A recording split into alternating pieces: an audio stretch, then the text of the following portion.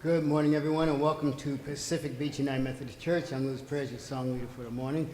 I want to first of all take this opportunity to thank Steve Spence and Laura Williams for the pre-service music. Thank you, guys.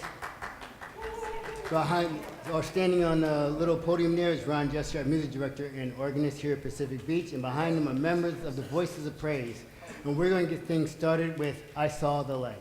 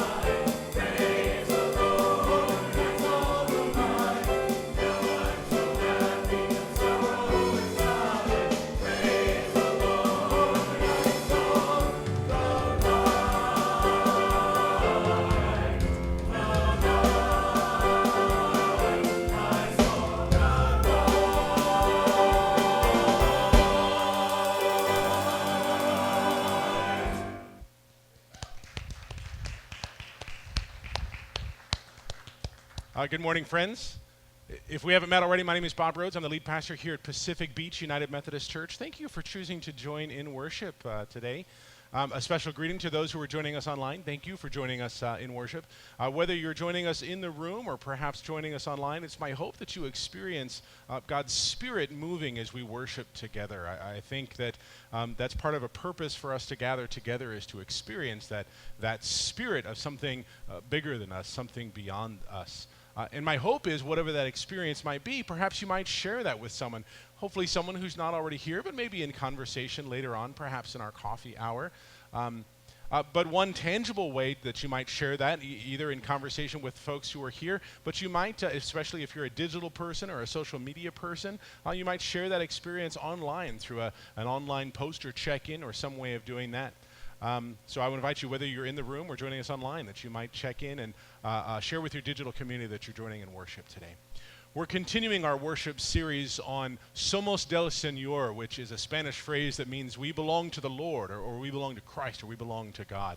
And we're talking about how that unites us as people together.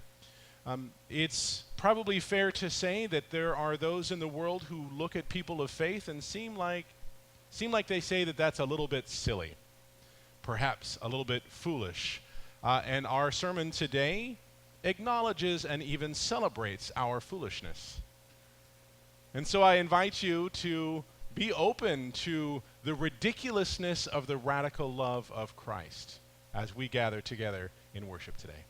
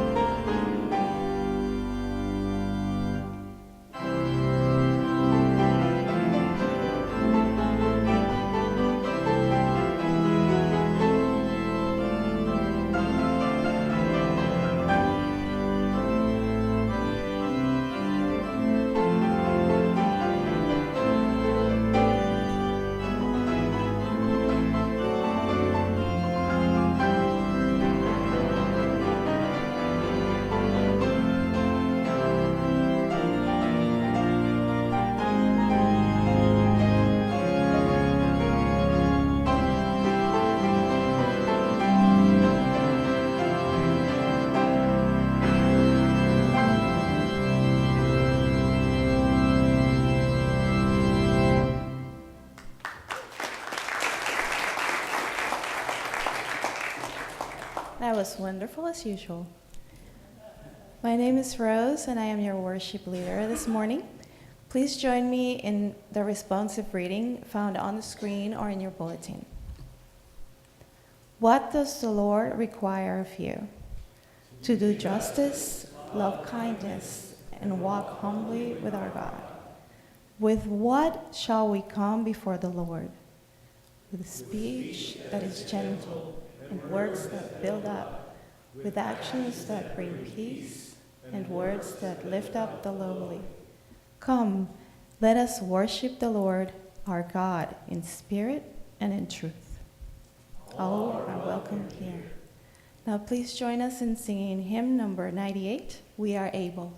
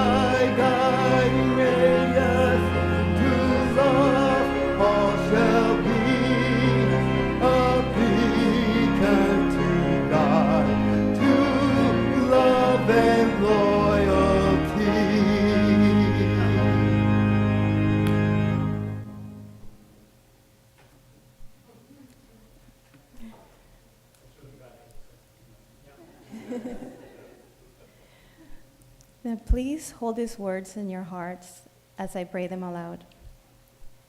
Gracious and holy presence, no matter our state of being, you are with us. When we mourn, you call us blessed.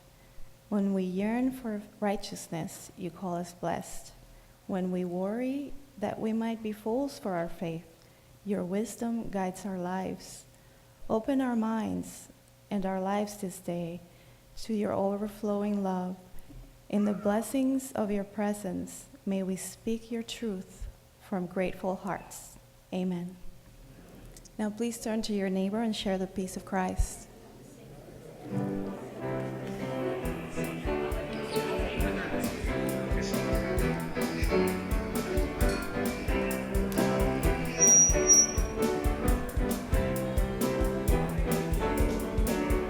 I I'm trading my sorrows, I'm trading my shame, I'm laying them down for the joy of the Lord.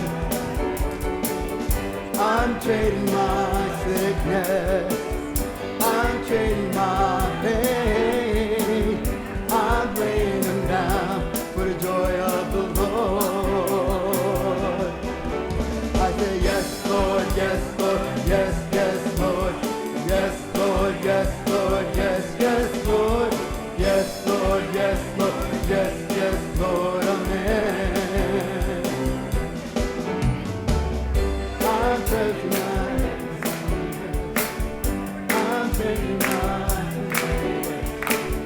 I'm laying down for the joy of the Lord. I'm trading my sickness, I'm trading my shame, I'm laying down for the joy of the Lord. And we say yes, Lord, yes, Lord, yes, yes, Lord, yes, Lord, yes, Lord, yes, yes, Lord, yes, Lord, yes, Lord, yes, yes, Lord, amen. What we say yes, Lord, yes, Lord, yes, yes, Lord, yes, Lord, yes, Lord, yes, yes, Lord, yes, Lord, yes, Lord, yes, yes, Lord, amen. Good. My apologies for the way the lyrics are showing up. I went back and checked those, and something has happened so that they're. So our projectionist is doing the best I can, and I'm sorry about that. As I said, it's my hope that we experience the movement of the Spirit, and I hope that you'll tell people about that spiritual experience, but I also hope you'll tell us that you're joining us in worship today. Our ushers will distribute our friendship pads, which is a way for us on a practical level to know who's joining in worship today, but also on a spiritual level to remain connected with one another. And so as these come by, you'll find not only that you have the opportunity to sign in for that sort of practical, hey, we know who's joining us in worship today, but there's ways to be in spiritual connection with one another. You might wish to sign up for some of our communications, which includes a monthly newsletter. There's a weekly email that goes out. There's lots of options, including a weekly or bi-weekly text that goes out with just a couple of Bible verses. If that's something you'd be interested in, there's ways to do that. If you're joining us online, we hope that you'll scroll down on that screen just a little bit and you'll just type in who you are and that you're joining us from wherever you're joining us. We hope that you'll do that. You should be able to submit that form without dropping the stream. I want you to know that as these come into the office, I take time to pray for you. And I thought that you ought to know that somebody's going to be praying for you in the coming days. If you have specific prayer requests, I'd invite you to use the blue prayer cards that are in the pockets in front of you. With the friendship pads and those prayer cards, you can pass those along your pew and leave those on the outer aisle where the ushers will collect those. Please leave those prayer cards on top because the ushers will bring those up to me so that I can include your prayer in a time later in our worship service. If your prayer is something that's personal or private, that's okay. There's a place to mark that so we can lift up your prayer without sharing any specifics. We have a number of announcements that are listed in your order of worship. Just a couple of, one correction and one thing that I just saw yesterday. The correction is, I mentioned that Linda Altes had a loss in her family. I mentioned last week it was her husband. She and Garrett were not married. They were together for 25 years, but it's more appropriate to say her partner, and so I just wanted to correct that. There is going to be a service for Garrett. Garrett was not a religious person, so it's not going to be here. We'll share that information when it becomes available. The other thing that I just want to share with you, just it's sort of a practical thing, but I saw yesterday on the road, if you come through Point Loma, there's going to be some construction along Ingram, and so you might, for the next couple of weeks, need to give yourself a little extra time to get here. So I wanted to share that news. What was that? Construction, destruction, really either one. So thank you, Frank. So I wanted to make sure that I share those things with you. We have a few more things that we'll highlight by video, so we'll move to our video announcements.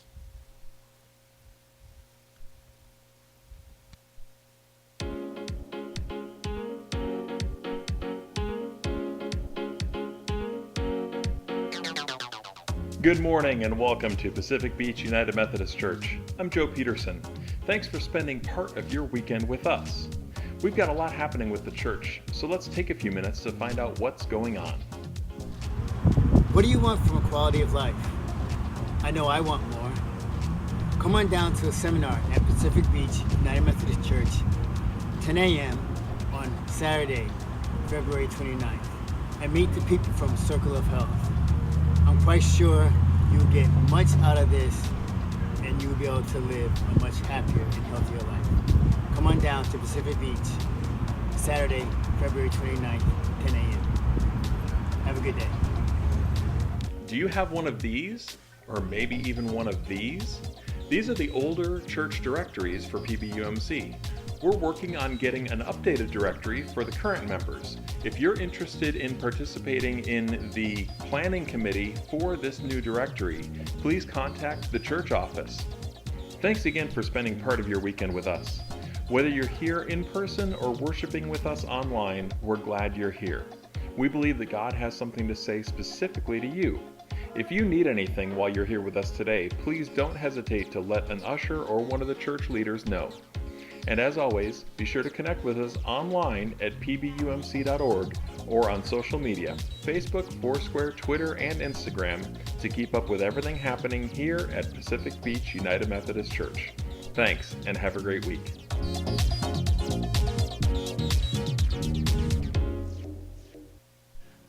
We come to a time where we include our youngest worshipers. So if you're a child in worship or feeling particularly childlike today, I invite you to come up for our children's time. Hi. Hi, everybody. Woohoo.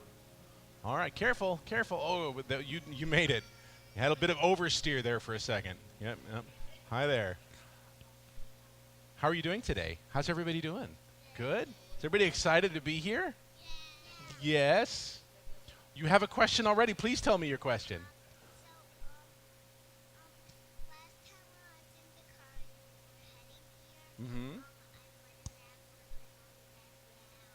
Oh, well, sometimes, I'm not going to repeat that on the mic because I don't want to embarrass anyone. However, sometimes things don't go exactly the way we want them to. And sometimes we have to sort of figure out how we're going to react to that, don't we? Can I read a scripture to you all? It's a scripture that we had in... Hi. Oh, you see Minnie on her shoes, don't you? Yes, she likes Minnie very much. Here, I'm going to read a scripture to you. This is one that I first really became entranced with when I heard it in a song. If you know Micah 6:8, that's the text I'm talking about. It says, "He has told you, O mortal, what is good, and what does the Lord require of you, but to do justice and to love kindness and to walk humbly with your God." Oh, you found a sticker, yes. Here's what I want to ask you. We come to church and we talk about God and we talk about Jesus, but my question is, what do you think God wants you to do? What do you think Jesus wants you to do? What do you think? It varies between religions. It varies between religions. Well, let's focus in. We mostly here in this church we talk about we talk about faith from a Christian perspective. So maybe if we talk about that, what do we think God or Jesus might be calling us to do? Just a minute. It varies on the type of Christianity. Wow, this is my child. What do you think? Okay. What do you think God or Jesus is calling you to do? There we go.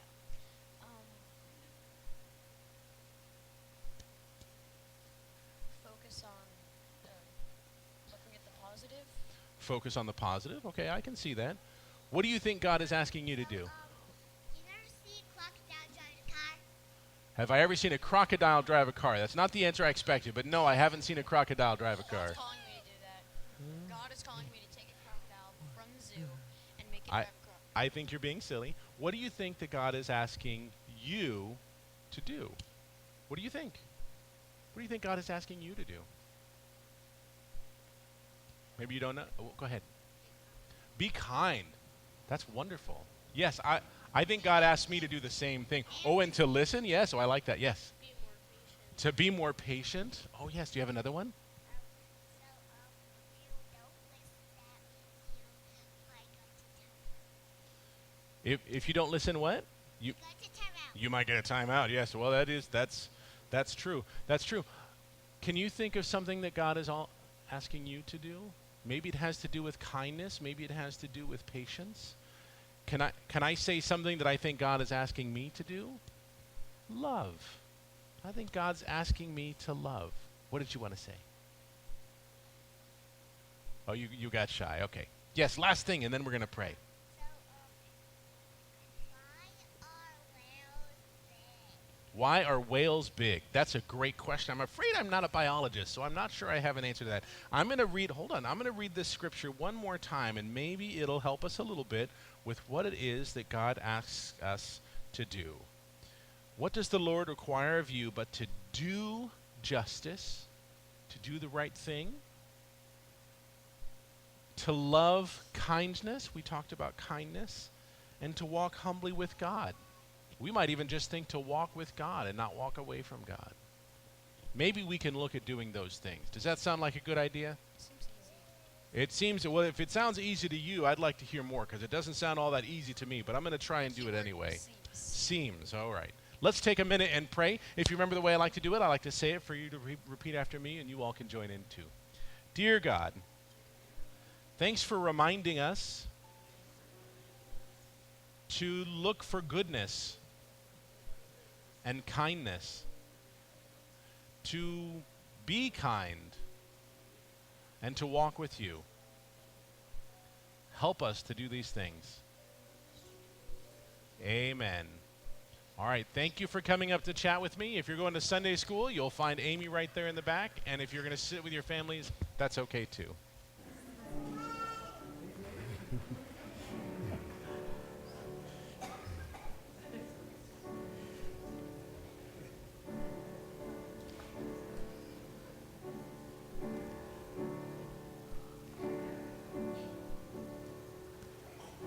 Love was when God became a man, locked in time and space, without rank or place.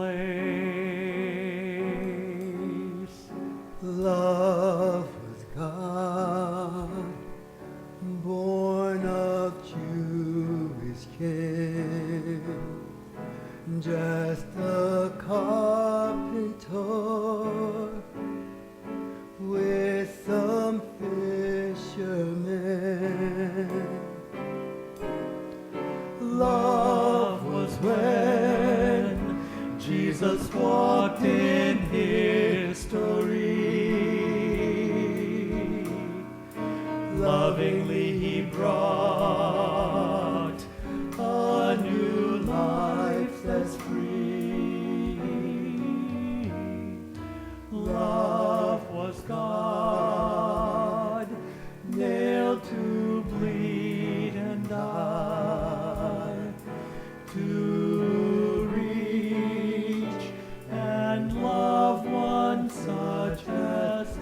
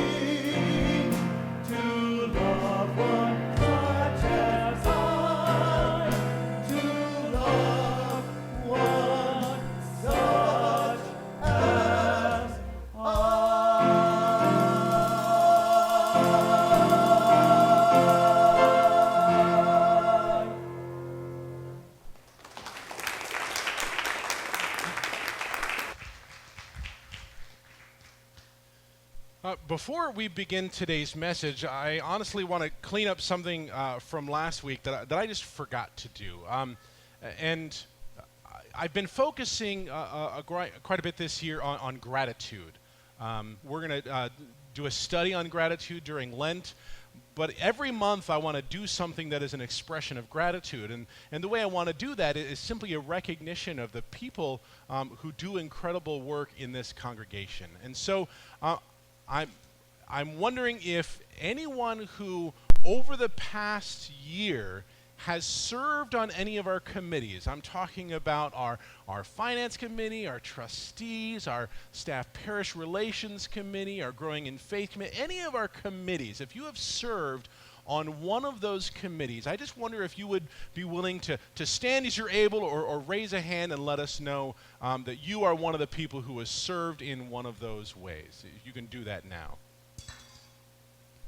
Yes. Can we say thank you? Good. I think it's important to express our gratitude. Now, you may also know that at our last church council meeting, I need to change. Our last church conference, thank you, our charge conference, we made a decision that we're changing our committee structure, and so we're going to have a single committee that actually encompasses most of the committees you just saw. The Growing in Faith will be separate still, but finance and SPRC staff, parish, and trustees will be one combined committee. And so if you are serving on that committee, if you would be willing to, again, stand as you're able or to indicate in some way that you're on that committee, if you could do that so that we can also thank you for your coming service. Now you'll see that there were fewer people who stood up because one committee versus, a number of committees, that's part of that. Now, those of you who stood up, now we all know who you are and we know who to come to if we have questions, right? Good. I think it's important that we thank the people who are incredible parts of this church. I get to stand up here and talk for 15 or 20 minutes every week, but so much of what happens has nothing to do with me. It's all the work that is done by members of this congregation, and I think it's important to express our gratitude. So thank you for indulging me in that, and we're going to find a time about every month to thank people who are an important part of the life of this congregation. I want to talk now about dodgeball. Now, when I was in 5th and 6th grade, we played a game called dodgeball that's not what I think of as dodgeball. It's not like what was in the movie in the 90s, right? I don't even remember how it worked because everybody was in a circle, and so it doesn't feel like real dodgeball to me. What feels like real dodgeball to me is what we played on the basketball court. But we didn't play with one of those, rubber balls. We played with a soccer ball, and it hurt. But I was one of the kids, especially in my later years in elementary school. In my elementary school, we went up to 6th grade. I was one of the kids I was always one of the team captains. I was the one who would pick the people who was on my team. You see, it was always me and Joey Meyer. We were the two who were the best ones. We could catch the ball if somebody threw it. We could throw it harder than anybody. We were the ones who were always the team captains.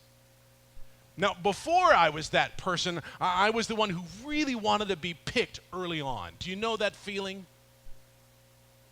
Sometimes you're not picked early on. Sometimes you're the last one picked, and that doesn't feel very good. Now, I draw this illustration because we've all probably had some kind of similar experience. I expect that most of us had some kind of a school experience where, maybe we wanted to be the first one picked and we were the last one. And it might have been something like dodgeball, and it might have been my youngest son loves playing 4-square and 2-square, right? Might have been tetherball, and it might have just been for heads up, 7-up. But when we think about it, maybe those experiences didn't end at the end of elementary school.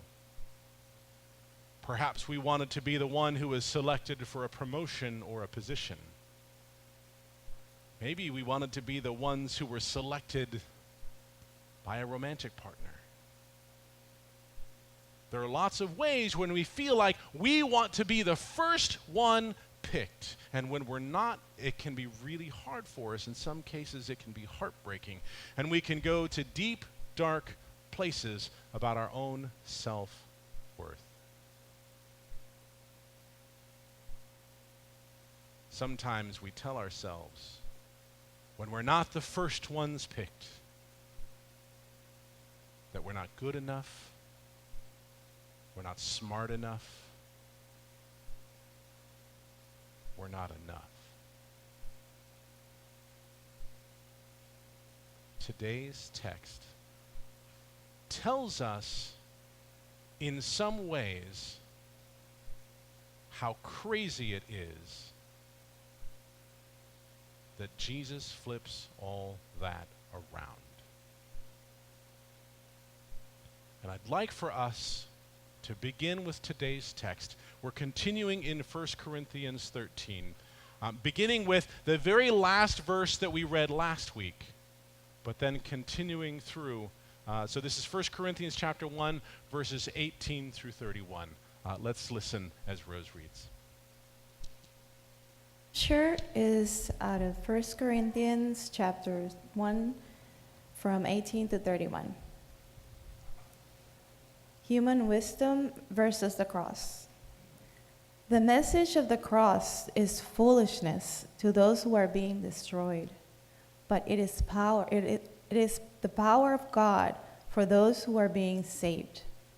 It is written in Scripture, I will destroy the wisdom of the wise, and I will reject the intelligence of the intelligent. Where are the wise? Where are the legal experts? Where are today's debaters? God hasn't made the wisdom of the world foolish. In God's wisdom, He determined that the world wouldn't come to know Him through its wisdom. Instead, God was pleased to save those who believed through the foolishness of preaching. Jews ask for signs, and Greeks look for wisdom. But we preach Christ crucified, which is a scandal to Jews and foolishness to Gentiles. But those who are called, both Jews and Greeks, to those who are called, both Jews and Greeks, Christ is God's power and God's wisdom. This is because of the foolishness of God is wiser than human wisdom, and the weakness of God is stronger than human strength. Look at your situation when you were called, brothers and sisters.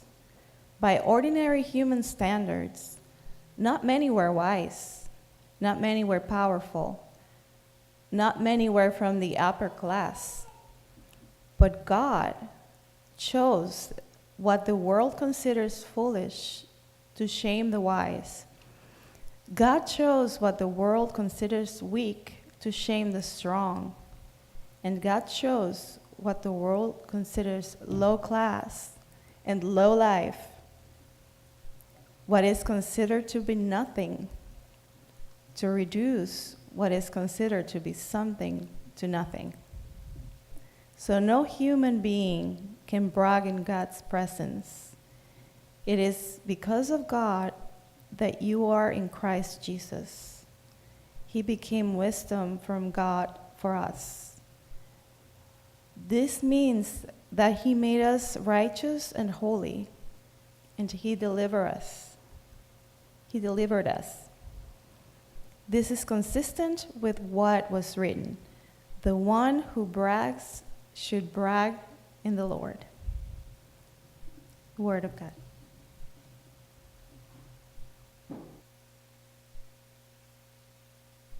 I said this morning that there are those in the world who look at persons of faith, persons who claim religion, and say that it's foolish. And acknowledge for a second that that may be true, and hear it in this way.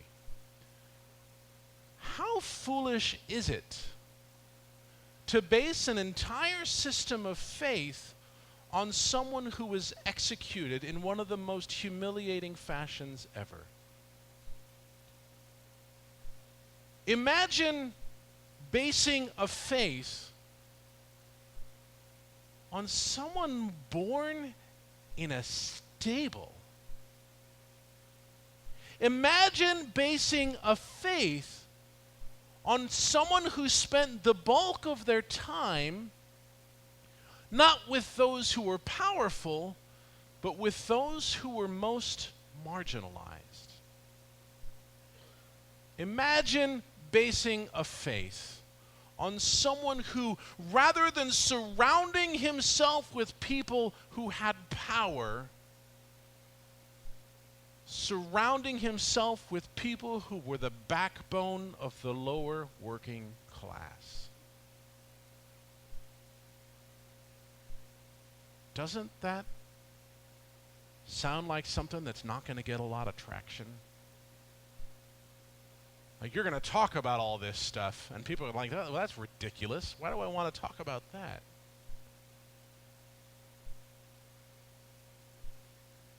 And yet think about the times that we're able to break free of the value structure that our culture and society places on us. And think about those times that we break free of those ideas to see something truly remarkable. When we see, this was a couple of years ago, there was a video of someone who went up to somebody living on the street. They were one of those folks that we sometimes see at intersections holding a sign asking for money. And the video showed this person giving that person $100. And my sort of guess is that the person taking the video intended to catch that person doing something inappropriate with that $100. And what did the video show? Showed that person going into a liquor store, which sort of seemed to confirm the person's suspicion, but then coming out with a bunch of food, and then continuing to follow that person, distribute that food to their friends. Isn't that foolish? Isn't that ridiculous? And yet, friends, I submit that the entirety of the gospel is about emptying ourselves. Indeed, the presence of Christ can be considered God emptying God's self into human form. The entirety of the gospel is about serving one another, about doing for one another. Not at the expense of ourselves. Surely self-care is an important part of the conversation, and yet isn't the gospel about following Jesus to the margins and serving those who are most often cast aside? Isn't the bulk of the gospel about speaking truth to power? Isn't the bulk of the gospel about prophetic message that says we must love one another?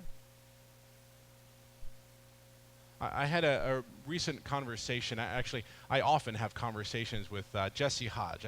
I have his permission to tell this story. And Jesse, over the course of years, Jesse and I would have conversations, and he would express this deep understanding that he was being called to something, but he wasn't quite sure what it might be. And we'd try one thing, and that wasn't quite a good fit, and we'd try another thing, and that wasn't quite a good fit. And yet it's Jesse now who's leading our Stephen ministry program. And just a few weeks ago, we had sort of it was almost a foolish, ridiculous conversation.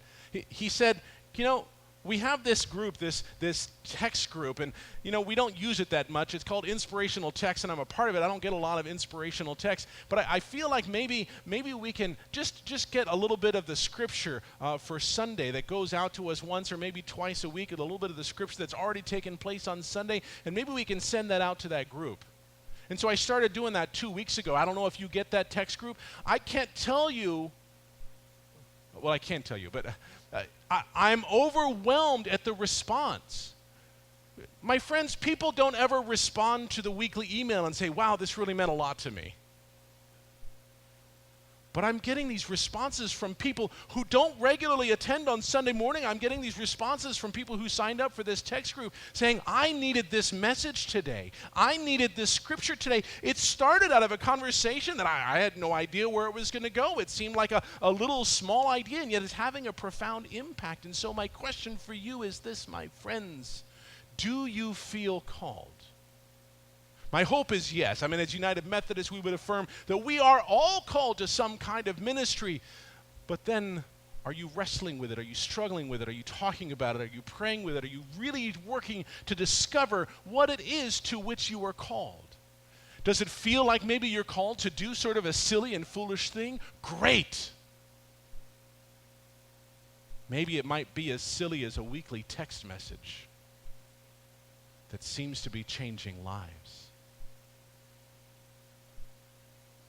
Maybe it's something as silly as sitting with those who are marginalized. Maybe it's something as silly as being a presence of love. Maybe it's something as foolish as giving your life over to one who not only died, but in doing so conquered the most powerful force on the earth of the time.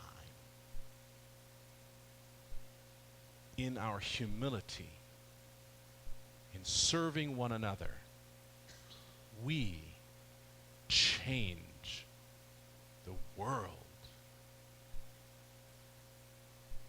My friends, to what are you called? And if you feel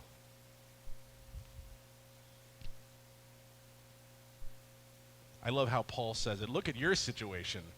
By ordinary human standards, you're not wise, you're not powerful, you're not from the upper class. If you feel as though you are not the person at the cusp of talent and gifts and power, great. It's an oversimplified phrase. My sister taught it to me. God doesn't call the equipped, God equips the called. I'm not in the business of saying who God calls, and I'm certainly not in the business of saying God doesn't call somebody, but I do believe that God equips the called. To what are you called? Does it seem ridiculous? Does it seem terrifying? Great. In my personal experience, the most terrifying call is the one I have to follow. Because God equips us and empowers us and guides us. My friends, consider your call and how you might respond. Amen. I'd like to invite you to be in the spirit of prayer as we sing a prayerful song and hear how God might be speaking to you.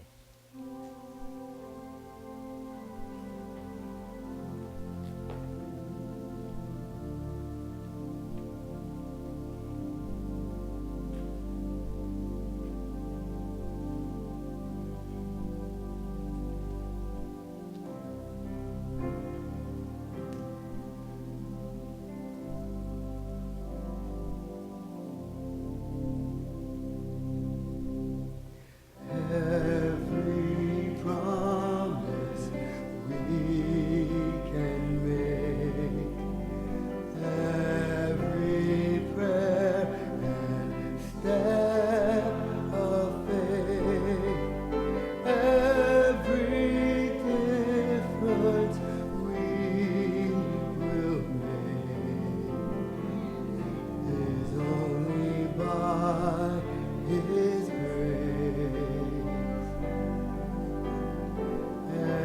Every mountain we will climb,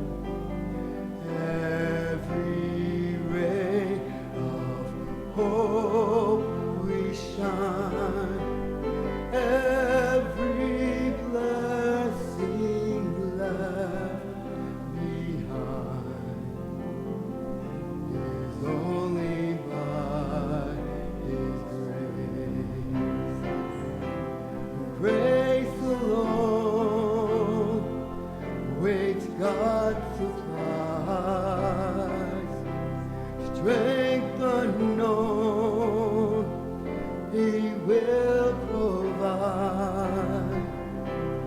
Christ in us, our corner.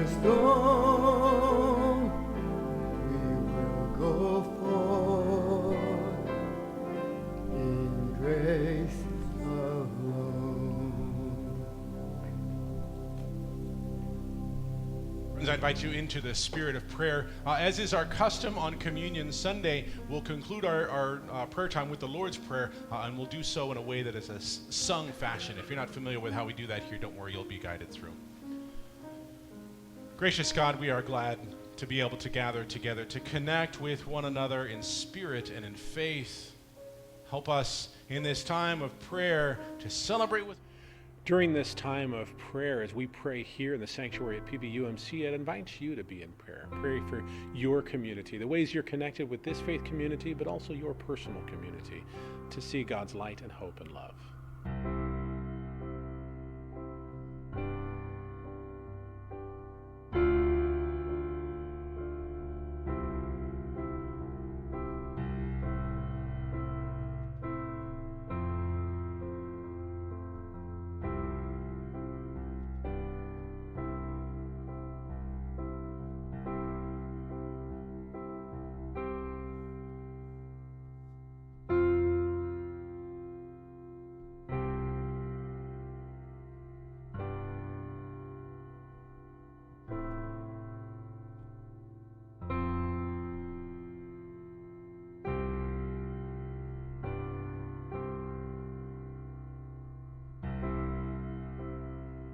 Father,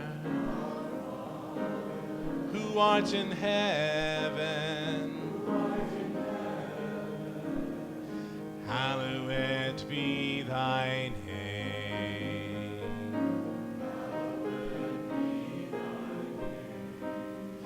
Thy kingdom come, thy will be done on earth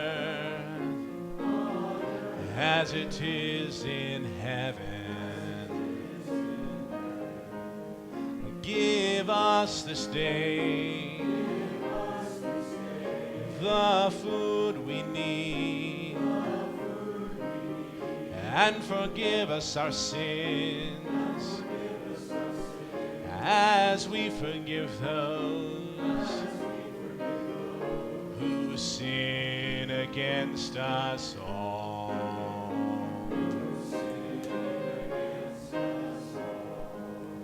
And lead us not into temptation, and deliver us from evil. For thine is the kingdom, and the power, and the glory forever. For thine is the kingdom, and the power, and the glory forever and ever and ever. Our Father,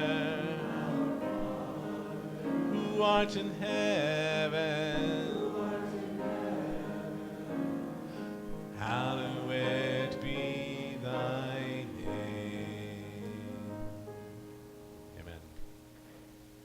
Friends, we continue in the spirit of prayer as the ushers wait upon us, and we give of our gifts, our tithes, and our offerings.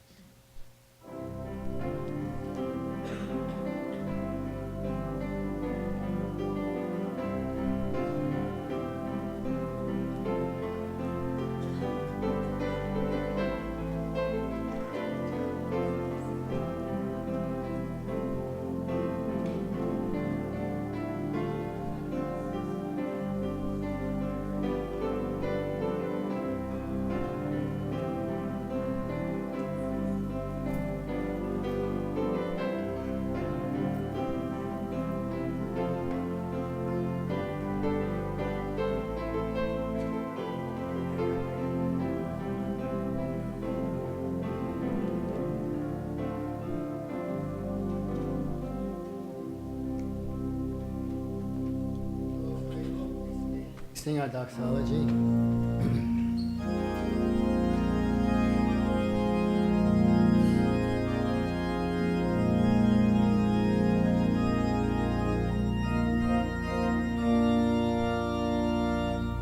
Praise blessings flow.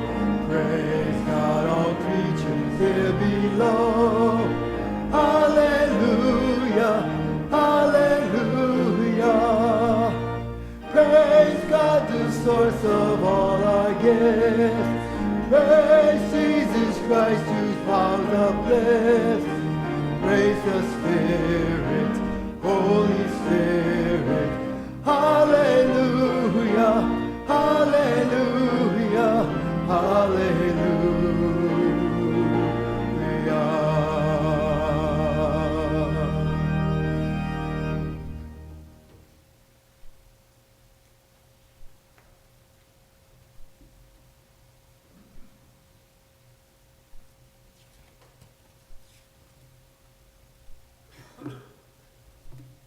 Please join me in reading the prayer of dedication found in the bulletin or in the screen.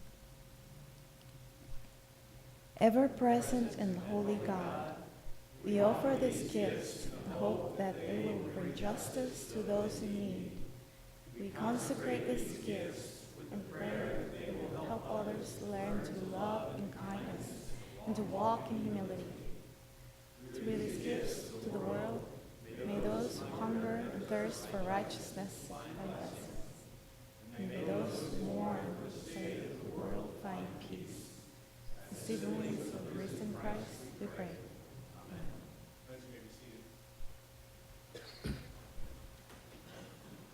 We remember what may be considered a foolish idea when one is about to face arrest and the end of one's life, to gather one's friends together to share a meal.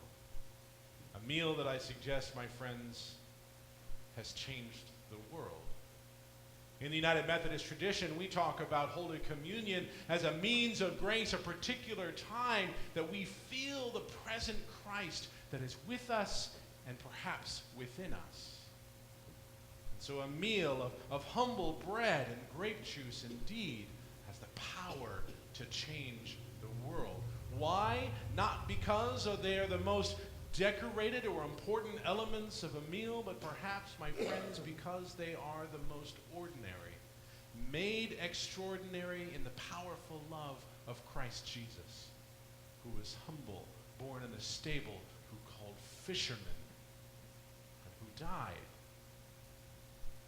and for whom even all of these things were not enough to prevent his resurrection and his dying our death so that we might live.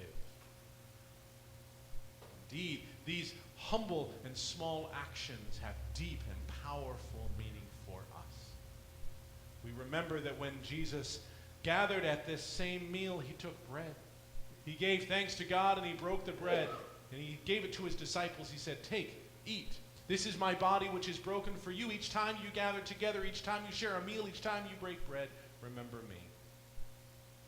And when the meal was over, he took a cup. He gave thanks to God and he gave it to his disciples and he said, "Drink from this, all of you. This is the cup of the new covenant poured out for you and for many for the forgiveness of sins. Do this each time you drink of it in remembrance of me."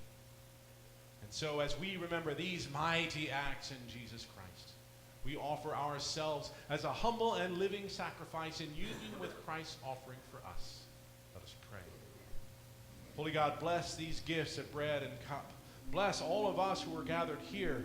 Make us one with each other and one in union with Christ so that we might know we are sent out in ministry to all the world, that we are sent to be the hands and feet, indeed the heart that brings love to the margins and to the masses. Bless us so that we might be equipped to do the work to which we are called. We pray in the name of our Christ Jesus. Amen. Friends, in a moment you'll be invited to come forward to one of two stations at the front. As you come forward, as directed by the ushers, I'd invite you to place your hands in a cup, and a piece of the bread will be torn off and placed into your hands. You can then take the bread and dip it into the cup, which contains unfermented wine, it's grape juice, so that all might be included. If you prefer or require a gluten-free option, we have that option for you again so that all might be included. You can kneel in prayer if you wish before returning to your seats by the outer aisle. finally know this. There is no requirement to come forward for Holy Communion. You don't have to be a member. You don't particularly have to have all the answers. In fact, doubters are welcome. If you feel moved to receive, you are invited. In a moment, we'll be guided to come forward.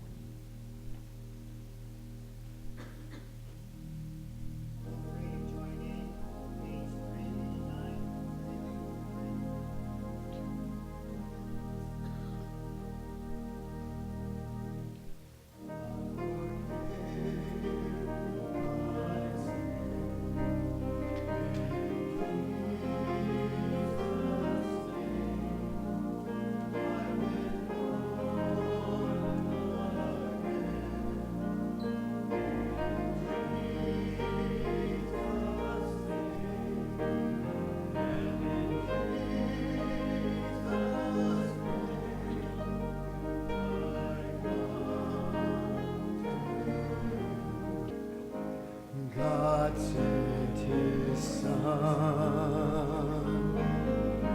They called him Jesus. He came to love, heal and forgive. He lived and died to buy my pardon, and empty grave is there to prove my Savior lives. All those who are able, please stand. Because he lives, I can face tomorrow. Because he lives, all fear is gone. Because I know he holds the future, and life is worth the living just because he lives. Because he lives, I can face tomorrow. Because he lives, all fear is gone. Because I know he holds the future, and life is worth the living just because he lives.